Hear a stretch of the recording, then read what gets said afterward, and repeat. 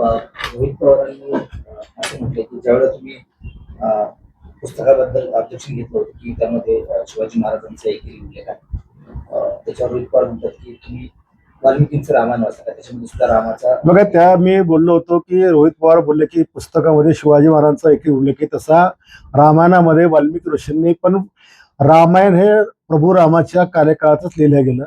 आणि वाल्मिकी ऋषींचं वय आणि प्रभू रामाचं वय पाहिलं तर वाल्मिकी ऋषी कितीतरी वर्षांनी मोठे होते.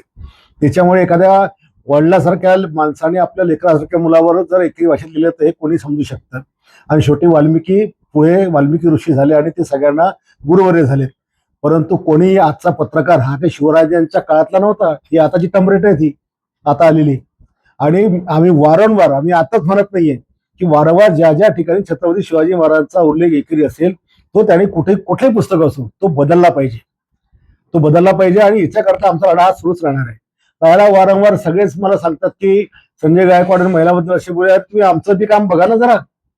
या बुलढाणा जिल्ह्यात सैलानी सारखं गाव होतं जिथं 100 वर्षामध्ये हजारो महिला लुटल्या गेल्या, हजारो महिलांचं धर्मांतर झालं, त्यांच्या आबरू उठल्या गेल्या. ते वाचवायचं काम या आमदारांनी केलेलं आहे. एकेका दिवशी एकेका महिन्यात 50-50 डेड बॉडी जिकडे सापडायच्या, 50-100 बलात्कार व्हायचे, ते आमदारांनी थांबवलेले आहे.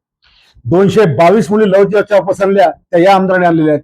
5,500 ते 6,000 महिलांचे तुटलेले संसार या आमदारांनी बसवलेले आहेत.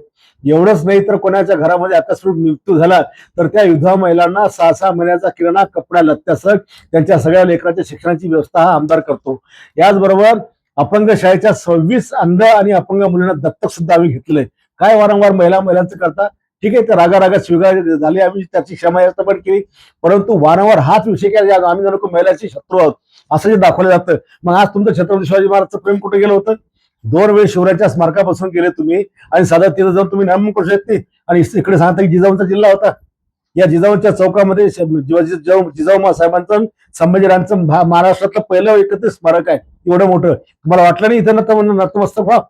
तुम्हाला वाटलं नाही की महाराष्ट्रातलं सगळ्यात उंच स्मारक छत्रपती शिवाजी महाराजांचं बुलढाण्यात इथं नतमस्तक व्हा म्हणून? आणि काय सांगता आमची लायकी का, तुमची लायकी काय आहे? बाप दादाच्या काका पुत्याच्या भरोशावर तुम्ही राजकारण मोठे झाले. अरे आम्ही स्वतःच्या भरोशावर मोठे झालेलो स्वकर्तृत्वावर. आम्हाला का कोणा बाप दादा कोणा काका पुत्याचा आशीर्वाद नव्हता. आणि काय सांगता आमची लायकी का, तुमची लायकी काय आहे? बाप दादाच्या काका पुत्याच्या भरोशावर तुम्ही राजकारण मोठे झाले. अरे आम्ही स्वतःच्या भरोशावर मोठे झालेलो स्वकर्तृत्वावर. आम्हाला का कोणा बाप दादा कोणा काका पुत्याचा आशीर्वाद नव्हता.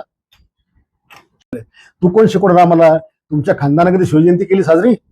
कधी कोणी किल्ल्याच्या तुमच्या काळात कधी गळकोट किल्ले कधी बळकट केले? आम्ही 84 पासून रायगडावर जातो, शिवनेरीवर जातो, पुरंदरवर जातो. आमची श्रद्धा निष्ठा आहे. आमचे पूर्वज लढले त्यांच्यासोबत.